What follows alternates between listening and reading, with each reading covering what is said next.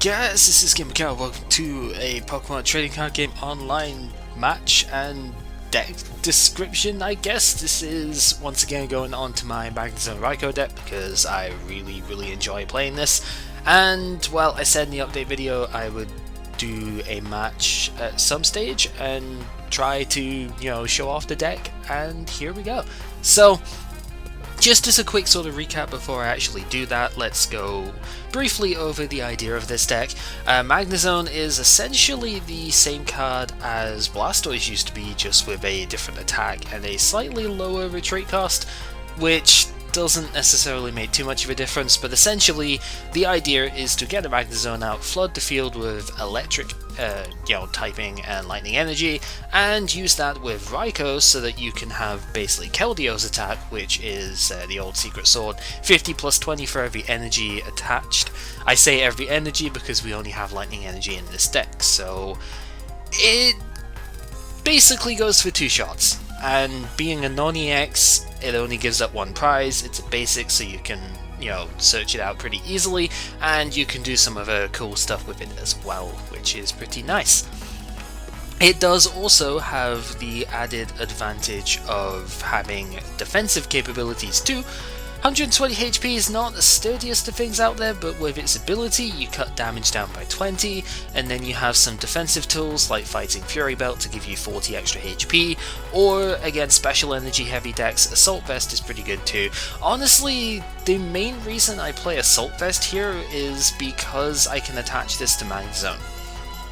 If I didn't need that, and maybe this is something I can test, is to cut this down to 1 and then have 3 Fury Belts, because essentially it does the same thing, right? If the opponent plays any special energy, this cuts damage by a further 40, but Fury Belt just gives you 40 extra HP. So it's basically the same defensive investment, but it doesn't give you the offensive 10 damage extra that the Fury Belt does here. That's kind of a big deal. I mean, it makes Raikou hit even numbers, so you hit 120 for free, and then that works against the 180 HP EXs and stuff. You can hit them for stuff that way. It also works well with Pikachu, which is your finisher type card here, ideally. Overspark, very nasty attack if you can stomach the cost of it. It's not something that you can tend to use continuously, but if you get a Fisherman, get 4 energy out, with that, as you can see down here, you can basically hit for 200 every turn, hit for 2 hens. That's all you're gonna hit for. No, if you hit for 210 if you've got a Fighting Fury Belt on you, which is enough to KO some of the more popular Megas like Manectric, and I've seen Mega Houndoom a reasonable bit. It KOs that. Mewtwo Y is pretty common. You can KO that as well. 1 Muscle Band is still pretty good in here though, despite having the offense and defense of the Fury Belt, because Muscle Band is good for Magnezone, who can't actually use the Fighting Fury Belt because it only works on basics. And if you ever come across the super rogue and super unviable Pyro deck, you can one-shot Pyro with a Muscle Banded Magnezone. It actually does kind of happen. It also lets Pikachu hit the 220 mark with 4 energy Overspark, which it works against stuff like Sceptile and Scizor if you ever come across that. So there are justifications for using 1 Muscle Band as well. It also means that Raikou just hits 130 for 3 energy instead of 4, which lets you KO Garchomp in 1 hit if it's not got a Focus Sash on it. That can actually be kind of useful. Other interesting stuff, I guess we're not running the heaviest of Magnezone lines here. I used to run a much beefier, like 4-3-3 line in here, but I found that was just too many. I was drawing way too many dead hands, and you really only need 1 Magnezone in play, so a 3-2-2 line with 2 Rare Candy to skip the Magneton stage is pretty much all you need. You don't have to worry about it too much. It's usually not too difficult to get out by turn 3 or 4, and well, with the defensive investments on Raikou and the fact of you're only giving up 1 prize, you can swing games back in your favour even if you do have to go down a prize or 2 at the start. Other interesting stuff here, the one Professor's Letter is pretty good because, of course, when you get Magnezone out, you can have 2 energy going at a time, which is pretty great, and you just flood the field with that. On the same lines, an energy retrieval is pretty good because you can basically use an item to take extra energy out of the discard, and you can attach 2, 3, 4 energy a turn, depends on what else you have in your hand. Since I kind of mentioned I was drawing dead quite a lot of the time, I do have a fair amount of draw support in here. We have the 4 Professor Sycamore, we have 3 Birch's Observations. I prefer Birch over Shauna just because that 1 less card doesn't tend to matter when you play 4 Ultra Ball, so that you can get Shaman out fairly easily. And it just sort of helps, because if you flip heads you get 2 extra cards compared to Shauna. If you flip tails you only get 1 less card, and if one of those cards is an Ultra Ball then you can Shaman for 5 cards, so it works out just fine.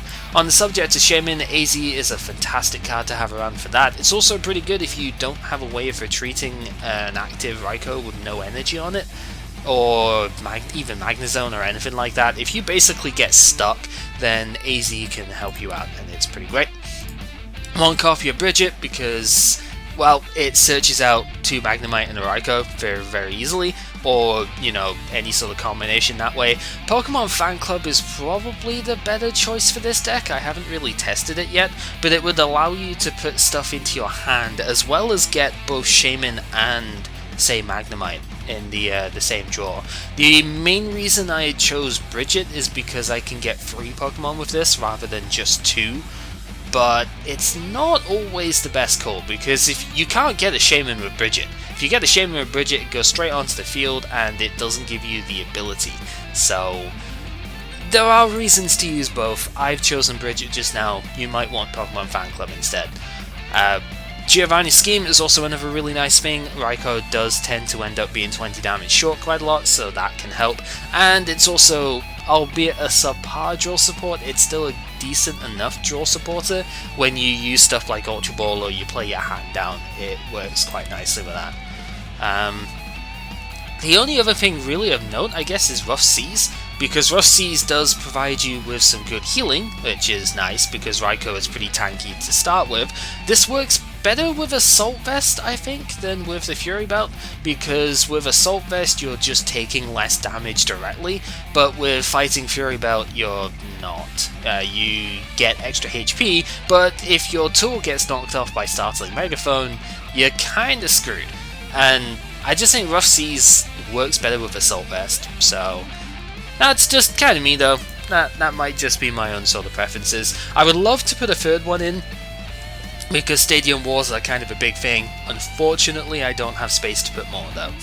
You can see I've only got 2 Trainer's Mail as well, which is usually a 3 or 4 of in everybody's deck, so really kind of tight on space, and it's a bit of a shame, but the deck does flow rather well most of the time. It can get itself stuck, but so can every deck, so kind of just goes on your own fortune that way. So, I do have a game, and we shall get to that briefly, but just kind of wanted to note, this is a really fun deck until you come across like Garchomp and Lucario and stuff like that, or Mewtwo Y. Mewtwo Y tends to win as well. You really need to use Pikachu with a Fighting Fury Belt against Mewtwo Y, because otherwise you are not going to have a fun time. So, without further ado, let's get to the game I have, and see how this deck performs.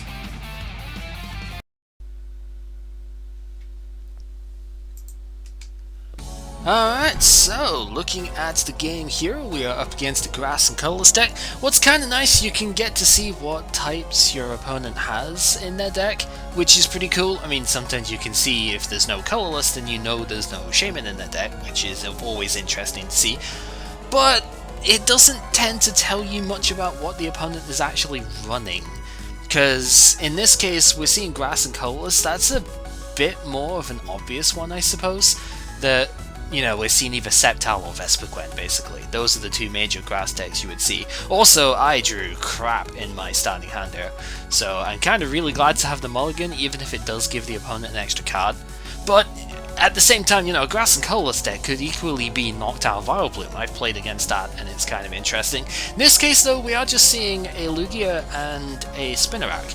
And the Lugia is kind of interesting putting a Fighting Fury Bell on that, because we are using a Lightning deck here, so Raikou just OHKOs it even with just free energy on it, despite the Fury Belt, so that's kind of obnoxious, you know, for the opponent to deal with. What's also kind of obnoxious is that turn 1 Judge, so immediately I'm kind of thinking, oh boy, it's going to be one of those big disruption decks, right? As the Versus Seeker for Judge again kind of shows here. It's like, well, I don't really want to put down Flash Energy just in case Enhanced Hammer comes out, but really I don't have much choice. I need to accelerate my board state a little bit, and oh, that is not a hand you want to see after a Birch. So there's no Shaman. I know he's got a Judge in hand, but if that's his only supporter, that may be kind of great. We also see the Team Aqua base here, so basically every Pokemon has +1 retreat cost now, which, okay, that means that if I evolve my Magnemite, I would have to put 2 energy on it in order to actually retreat. And then we see Skylar for Delinquents, so I just go, no. So this is the first time I've actually played against Delinquent, and it's not a fun card to go against, but I guess the idea of Aqua Base is that it's a bit of a throwaway stadium. So now, rather than judging, my opponent's just going to Delinquent. Attaching so many energy to Lugia seems a bit weird, but it's the only attacker they have, so it kind of works out for them, I guess, because really you just, if I don't get set up, then it's whatever. But Raikou is set to revenge kills, so I don't know, it doesn't seem that great at the moment, because really, as much as I've just been disrupted there, I had kind of the perfect hand to sort of work against that, right? Because I had supporters and Versus Seeker for days, so you get the choice as to what you discard, so long as you leave yourself with at least 4 cards, Delinquent would never actually completely wreck you that way. And, well, now I have a choice to make. I need to get Magnezone on board, right? Because that's kind of the main focus of the deck here. But now that I've put it down, I can't actually use the 0 retreat cost that Magnemite would have by having 2 of them on the field. So it's unfortunately a bit of a hit and miss thing. Of course, we knew that the opponent still had the Judge because of the Versus Seeker, so that was another sort of factor. It's like, well, if I don't evolve to Magnezone now, then I might not get a chance to. And would you look at that, I probably wasn't going to get a chance to, because that was just kind of awful. So the next thing we see, which is kind of irritating, is the Ariados. So Ariados basically poisons both active Pokemon, but it doesn't poison grass types. So it's really only ever going to poison me with the way the opponent uses it here. But it has a 2 energy retreat cost because of the Aqua Secret base, right? So the opponent won't actually be able to retreat very easily here. My hand, unfortunately, after that Judge was absolute arse, so I don't really have a whole lot that I can do here. I'm considering putting another Raikou down. It's probably a good idea to do so just as a sort of off chance. And, well, I'm kind of thinking at this point that I might want to attach to Magnezone, because I'm sort of debating like the 2 energy retreat, right? Because I will need 2 energy to retreat out, but I'm thinking then, no, if I attack with Raikou and kill the Ariados, then Lugia just comes in and revenge kills me, and I don't have an answer to that.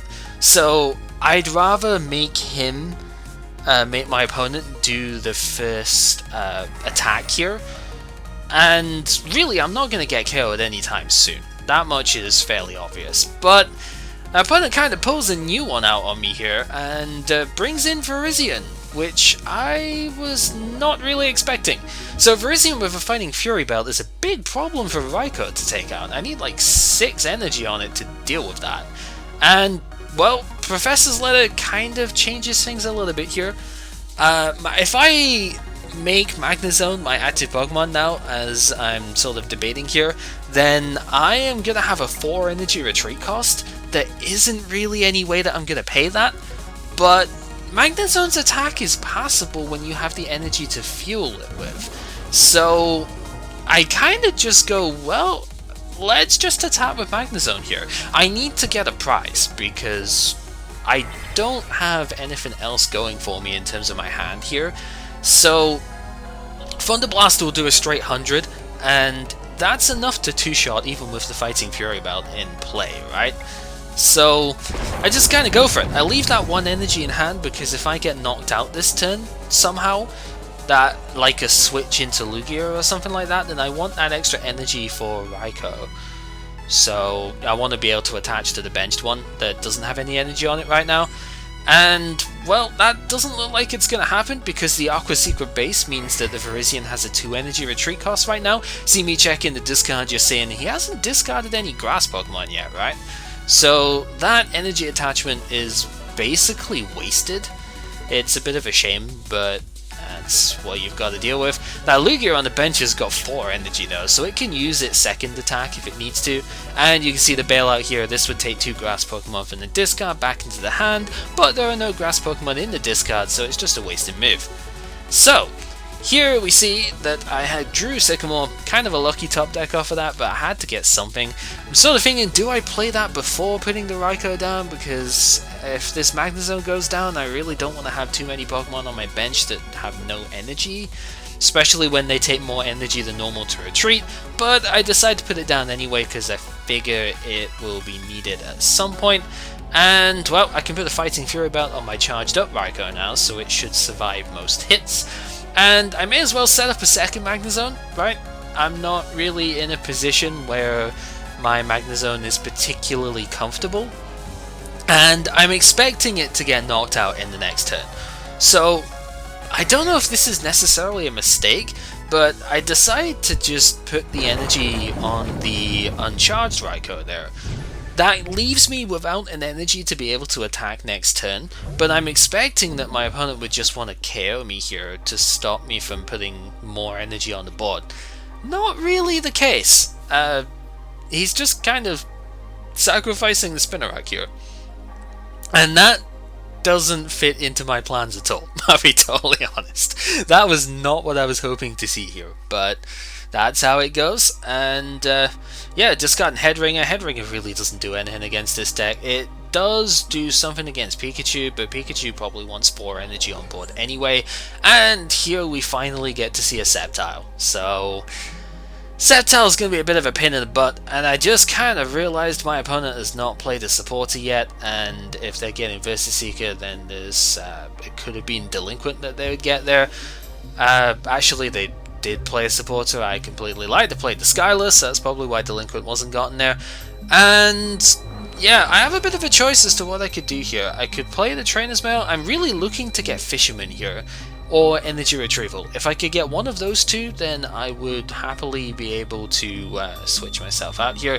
Unfortunately, I don't get either, and the Rough Seas, oh, it kind of helps keep Magnezone alive, and it's kind of debatable. Should I put it down? Shouldn't I put it down?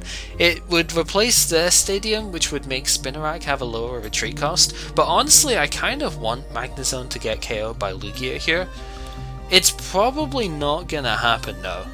With Sceptile being on the board, Sceptile is gonna be the primary target for stuff, but at that point, that's not so bad either, because if Sceptile comes out, then I still get the first attack against it, and I can two-shot Sceptile without too much issue, right?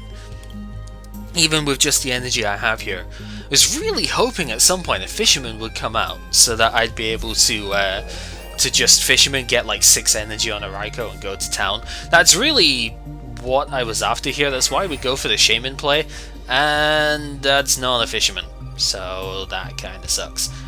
Gotta consider what exactly I want to do here. I'm pretty sure I might have 1 energy left, and that would be about it within the deck.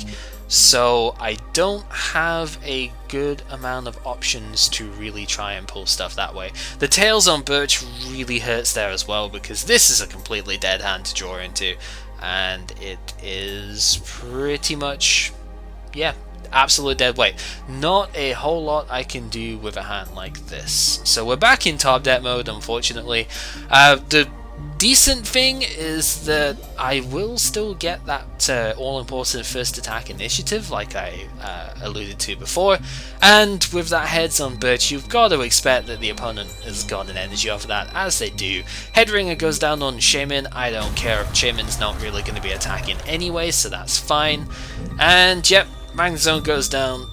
Still not the biggest deal. It would have been nice to have gotten more energy on Raikou, but this is why we have a Magnezone on the bench, right? So that we can potentially get Zone out easily. Unfortunately, my second Magnezone is actually prized, so that kind of sucks. We haven't really seen that yet, but I do check later, and that's a thing. That muscle band onto the Raikou there is a pretty significant deal. I'm not entirely sure why I put the muscle band down there, and we see a second Delinquent. This is not the same one, I think, so it kind of really sucks. I keep the stadium in play because I'm probably going to need that in order to survive more than one turn, which is a bit annoying. Floatstone goes down on the Ariados, which is pretty good if another, say, Aqua base came down, because that would just make the retreat cost 0 anyway, which is pretty good. So nice little combination there, make your opponent retreat for more and make yourself retreat for less still. Thankfully, because I have the Fighting Fury belt on this Raikou, I do get to survive that one attack. And yeah, I kind of have to put the stadium down because Giovanni's scheme lets me draw 5 cards here, which is pretty powerful.